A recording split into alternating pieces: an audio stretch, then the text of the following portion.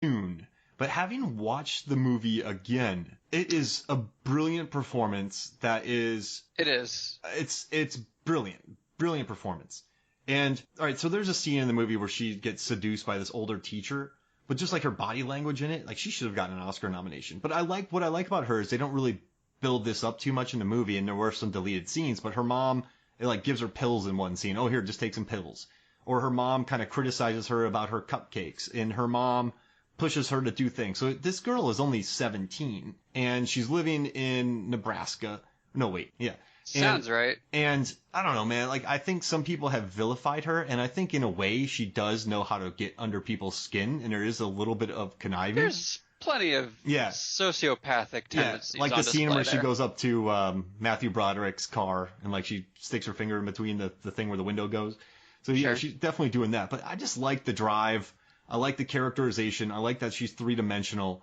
I like the way that the character can be read, and I just think her character is very American. I dig it. That's a sympathetic read, and I thought that you might come at this from a more Patrick Bateman critique of American sociopathy angle. That's probably mine, and I say that without having seen it in a few years, but that's a inspired pick. I'll give you that one. I'm the guy who defended Tina. Yeah, enough said. All right. And then next, this one's great, but it's Doug Glatt, Sean William Scott from Goon. And so, you laugh. Goon is a very good movie. I still haven't seen it. It is, look at the Rotten Tomatoes. It's like up in the 80s, got a sequel. So this movie, right, he's just a good dude who joins a hockey team and just beats the snot out of people. Not out of hatred, it's just because he's what he's good at. A lot of people have mistaken him for being a dumb character, and I disagree with that. I think he's very earnest, and he grew up with a family of lawyers and very intelligent people. He never really found his kind of niche. And so when I was watching this movie, I was a bouncer, and he was a bouncer, and then I'm watching like his earnestness, and like I used to box, so like I saw a lot of myself in him, and his relationship with Alison Pill, I think is really funny. Like she's awesome in this movie, but she was Canadian in it. But I don't know, man. This movie needs more people to watch it, but I just think he's like a cool, nice, earnest wrecking machine. It just kind of represents the kind of, like America. Like, you're just a nice dude who can beat people up for the most part, where I'm not generalizing. I'm not going to go into it too far. But I think he's a cool dude, good teammate. You want him on your side. Nice guy, three-dimensional. And Sean William Scott's a good dude, so that's my one. All right. All right. My next one is, let's see, who should I pick? I mean, if it's in no particular order. All right, so I'm going to pick Frank from They Live, played by Keith David. Okay. Keith David is awesome. He was in a show called Enlisted, which I thought was very funny, and they canceled it, which I kind of got bummed by. But what I like about this movie is he's just a dude who's working. And, saving money for his family. It's rough, but he gets the job done, puts his head down. But when he learns what's going on, he does what's right and helps. And it doesn't end well for him, but I think Frank's just a badass, and I like Keith David. He was in The Thing, so you got to add him. As Child's right. He was very resistant, though, and as much as I adore the character, and he's great in everything he does, the guy he's just a character's actor. But watching that fight again, that back alley brawl, it does make me wonder, like, all right, how many punches to the face would it be to really just get me to try these stupid glasses on? Because the guy is fighting with every fiber of his being. He's like, he does not want to put those glasses on. That's what he's got, though, man. He's not going to let people. He's been forced to live in workplaces and like be homeless to supply for his family. He's not just going to let some dude run over him. If he can still control that, he's not going to let it happen. I don't know. I just would have put the glasses on. All right, my next one is Jimmy Woo, played by Randall Park in Ant-Man the Wasp.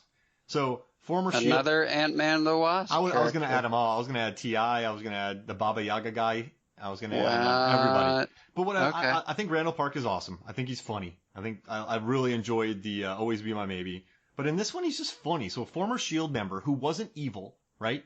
He gets recruited by the FBI, and he's tasked with watching over Ant-Man. That's a big job. So this guy is a very high-ranking person who has been through a lot of shit. But he still keeps his kind of earnestness and likability. But he also, he was part of S.H.I.E.L.D. Dude's a badass.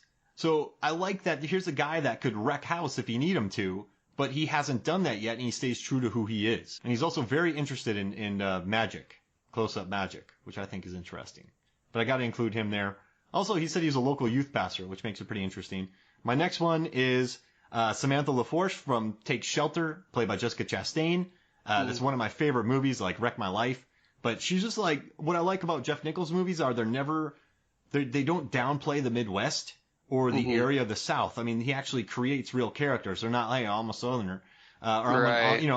Somehow I live in the North, I live in the, whatever, some they're not farmland. looked down on. Yeah, like they're regular people. But in this one, she's just very supportive of her husband, who may or may not be diagnosed with schizophrenia.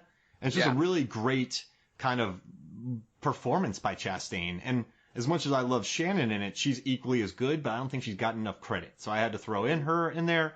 And then I think my last one is Karen Sisko from Out of Sight, played by Jennifer Lopez. Just a badass U.S. Marshal, dude. Hanging out in this. I forgot that movie existed. Hanging out with Clooney, being awesome, wiping people out. Hanging out with Clooney? Don't they get in the bathtub together? Yeah, but she gets the job done. She knows what's up. She arrests him at the end, and then she hooks him up with a guy that's been out of 9 prisons. It's just a good performance. I think it's cool that she's this badass U.S. Marshal. Jennifer Lopez was awesome in it. I mean, that's a good movie right there, Out of Sight. So I like having that. So those are my 10 Americans that I picked. Well, I'm glad I didn't try the fool's errand of coming up with my own list. I'm not sure how I could compete with that. I mean, I was gonna go silly, then I was gonna go serious. So I'm like, I'm gonna go. And you thought I was gonna bring Jack Burton in. I took him out, added someone else. But I think if you put all these people in the movie, you have a very interesting view of America. It's the melting pot it was always destined to be. I think it's a good selection here. I dig it. I would love to see this movie, actually, because I like all these characters. It's the Mark Cinematic Universe. Hey, the MC. Well, it's still the MCU.